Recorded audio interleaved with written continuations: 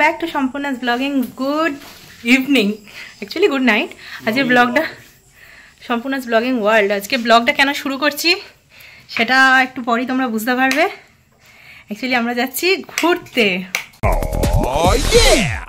তো কোথায় যাচ্ছি কি যাচ্ছি সেটা তো একটু ডিটেলসে বলবো। তো চলো এখন আমরা স্টেশনে যাই, তারপর তোমাদের সঙ্গে কথা হচ্ছে। গাড়ি এসে গেছে, তো আমাদের 11:30টায় ট্রেন। ওকে, মাও রেডি, বোনও রেডি, ও রেডি।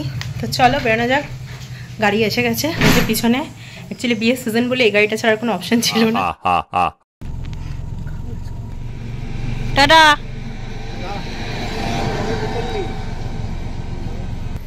টাটা টাটা, সাবধানে থাকবে সবাই।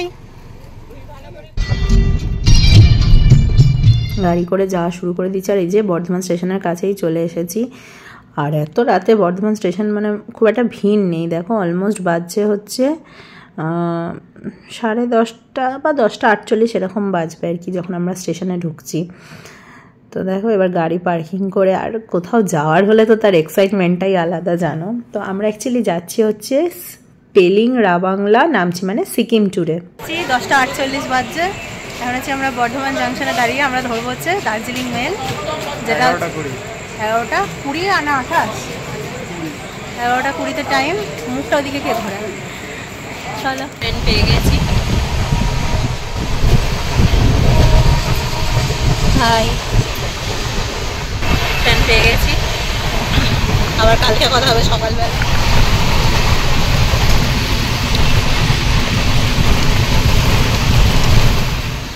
এখন রাত বাজছে 1:45। এখন রয়েছি আমরা বোলপুর। সরি এখন 12:45। ওকে, আমরা আছি বোলপুরে। এই দেখো, আর দেখো রাত্রেবেলা এই যে ট্রেন যায় মাঠের মধ্যে দিয়ে, আলোগুলো জ্বলে অন্ধকারে, কি সুন্দর দেখতে লাগে না? একটা বেশ অন্যরকমই লাগে।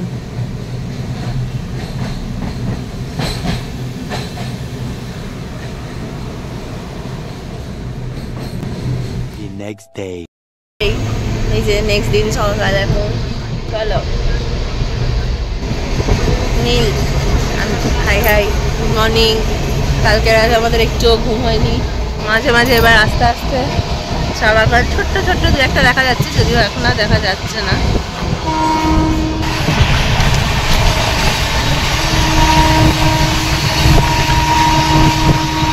দেখো দূরে ওই চা বাগানগুলো দেখা যাচ্ছে।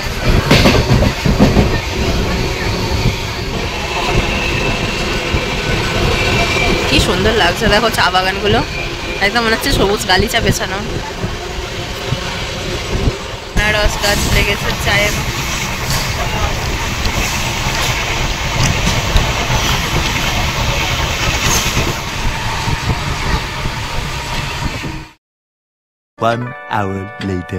দেখো আমরা এনজিপি ঢুকে গেছি।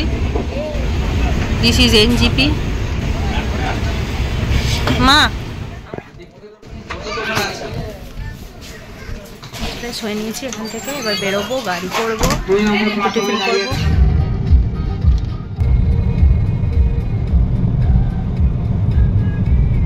আর এই রাস্তাটা চেনে না এমন কেউ বোধহয় পাহাড় প্রেমী এখন আর নেই। মানে এই যে একটু একটু করে পাহাড়ের যে দেখা প্রথম, মানে এনজিপি স্টেশন থেকে বেরিয়ে যে ফিলিংসটাই আলাদা। চারধার দেখো একদম সবুজ, পুরো গাছে একদম মানে যেন আলাদাই রূপ। তো মানে আমার কাছে ওই যে ওভারনাইট জার্নি করে এসেছি, রাত্রে ঘুম হয়নি, এতটা জার্নি করে এখনও সিকিম পৌঁছাতে আমাদের অনেক টাইম লাগবে, সেই সমস্ত কষ্ট যেন এখানে এই ছোট্ট ছোট্ট আনন্দগুলোতে ভুলিয়েই দেয়।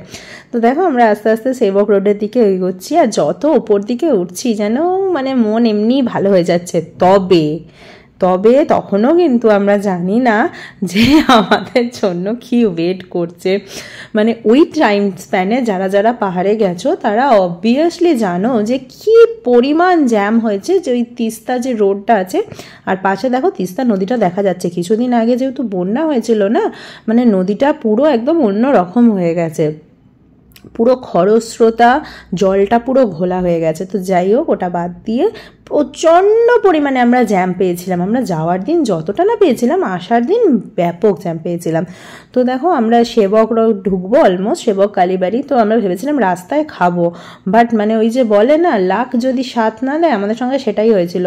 এতটাই জ্যাম, এই যে দেখো আস্তে আস্তে আস্তে আস্তে দেখলেই বুঝতে পারবে গাড়ির লোডটা বাড়তে থাকছে। তো প্রথমে তো আমরা বুঝতে পারিনি যে কী ব্যাপার হলো, হঠাৎ এরকম কেন ভিড়টা বেড়ে গেল। তো মানে যত আমরা ওপরে উঠেছি, ওই তিস্তার ওখানে সিঙ্গেল রোড করে, মানে সিঙ্গেল ওয়ে করে দেওয়ার জন্য না প্রচুর জ্যাম পেয়েছিলাম, প্রচুর। কিন্তু যাই হোক, তার আগে তোমরা শুধু ওয়েদারটা দেখতে থাকো।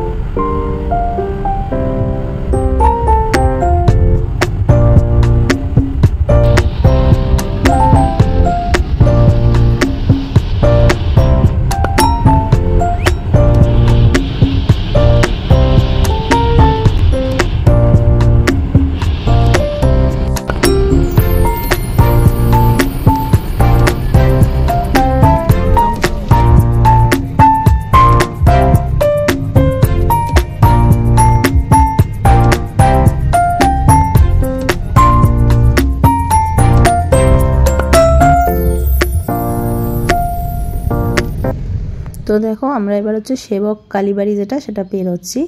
আর আস্তে আস্তে পাহাড়ের পরিমাণও কিন্তু বেশ বাড়তে থাকছে, আর উল্টো দিকে কিন্তু গাড়িরও চাপ খুব বাড়তে থাকছে। তো ওটাই ভাবছি যে আমরা কখন পৌঁছাবো। অ্যাকচুয়ালি আমাদের পেলিং পৌঁছে যাওয়ার কথা হচ্ছে ওই 3:30 থেকে 4টের মধ্যে, কিন্তু এটা যা এখন বুঝতে পারছি না কখন পৌঁছাবো। তো দুধারটা দেখো, দেখে একদম মানে চোখ জুড়িয়ে যাচ্ছে, তাই না? মানে এত সুন্দর, এত সুন্দর, বর্ণনা করার ভাষা নেই। তো দেখো এবার দাঁড়িয়ে যেতে হলো। 1 ঘন্টা হচ্ছে আমরা এইরকম জ্যামে আটকে আছি। অ্যাকচুয়ালি 1 ঘন্টা এদিকে ছাড়লে 1 ঘন্টা ওদিকে ছাড়ছে এরকম। তো তোমরা যারা সেবক যাচ্ছ, মানে সেবক রোড ধরে পেলিং যাওয়ার প্ল্যান করছো, হাতে কিন্তু প্রচুর টাইম নিয়ে আসবে, ওকে? আর বিশেষ করে ট্রেন ধরার থাকলে তো স্পেশালি। তো দেখো এখানকার পরিস্থিতি ভীষণই ভালো না, মানে খুব একটা ভালো না।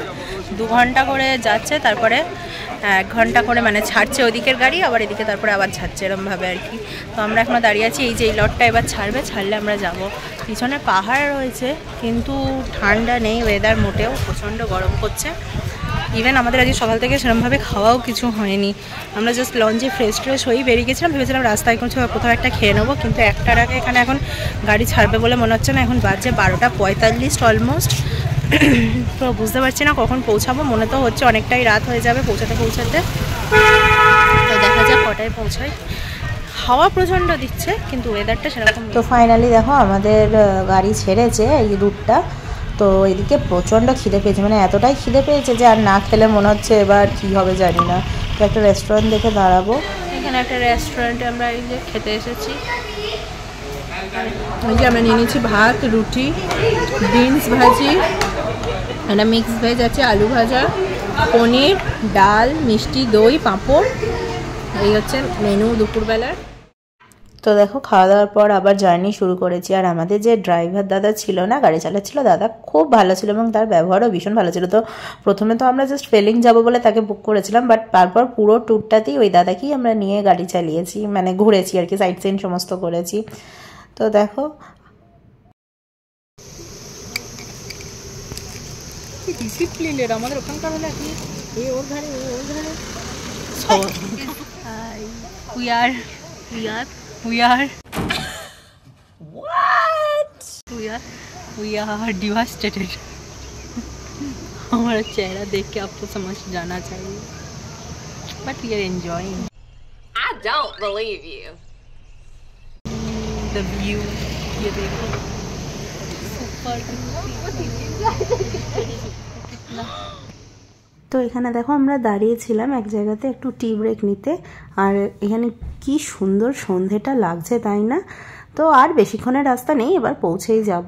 তো দেখো এই যে টানেলটার ভেতর দিয়ে যাচ্ছি, আর কি দারুণ। আর এর বাইরেটা বেরোবো আর সন্ধ্যে নামাজে পাহাড়ের যে মুহূর্তটা আস্তে আস্তে দেখবো।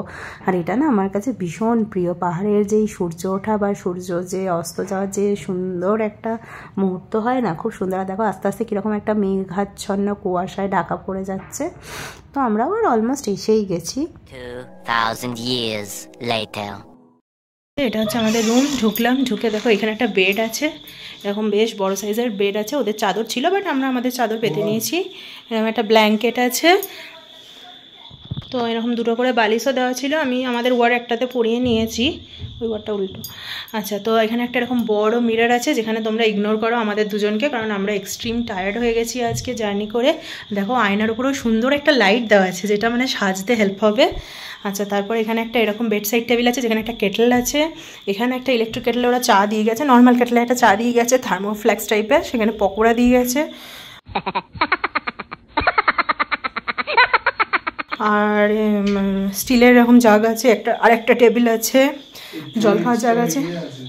দেখো এখানে এক্সট্রা রাগ দেওয়া আছে, তবে অতটা ঠান্ডা নেই, লাগবে না। হ্যাঙ্গার দেওয়া রয়েছে, একটা চেস্ট অফ ড্রয়ারের মতো দেওয়া রয়েছে। সরি, উডেন একটা ক্লজেট দেওয়া আছে, একটা এরকম বড় সাইজের টিভি আছে। আর এখানটা পুরো দারুণ ভিউটা তোমাদের কালকে সকালে বোঝে দেখাতে পারবো, কারণ রাত্রেবেলাতে তো ভিউটা তোমরা বুঝতেই পারবে না অতটা ভালো, তবে কিছুটা বোঝা যাচ্ছে। আর এটা হচ্ছে আমাদের বাথরুমটা তো আমার ভীষণই পছন্দ হয়েছে। জেনারেলি হোটেলের বাথরুম এত সুন্দর চট করে আমরা পাই না। তো দেখো এই যে এরকম একটা বেসিন আছে, বেসিনেও প্লাগ পয়েন্ট করা রয়েছে, গিজার রয়েছে। এই যে এটা হচ্ছে ওয়েস্টার্ন টয়লেট, যেটা ভীষণ নিট অ্যান্ড ক্লিন। এখানে মিক্সার দেওয়া আছে আর বেশ পরিষ্কার পরিচ্ছন্ন। তো তোমরা চাইলে হোটেলটা বুক করতেই পারো, আমি ডিটেলসটা নেক্সট ব্লগে দিয়ে দেবো একটা। আর যে এখানটা সামনে করিডোর টাইপের আছে, করিডোরটা থেকেও ভিউ আছে, এগুলো কালকে দিনে তোমাদের দেখাবো। তো আরও এক্সাইটিং পার্ট আসতে চলেছে। ব্লগটা ভালো লাগলে প্লিজ সাবস্ক্রাইব।